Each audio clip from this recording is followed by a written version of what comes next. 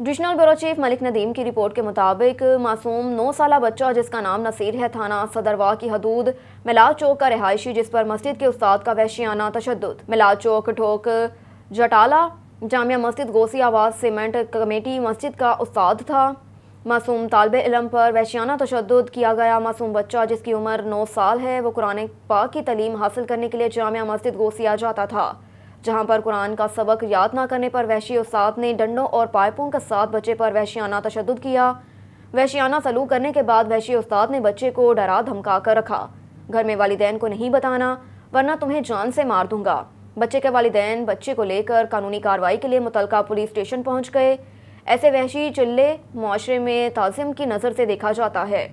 उनके खिलाफ सख्त से सख्त कानूनी कार्रवाई अमल में लाई जाए। बच्चों के इस्तेसाल और तशद्दुद के लिए सख्त और मजबूत कानून बनाए जाएं ताकि ये वहशी लोग बच्चों के साथ इस तरह का सलूक ना कर सके। मुतल्लिका पुलिस ने भरपूर कानूनी कार्रवाई की यकीन दहानी करवाई।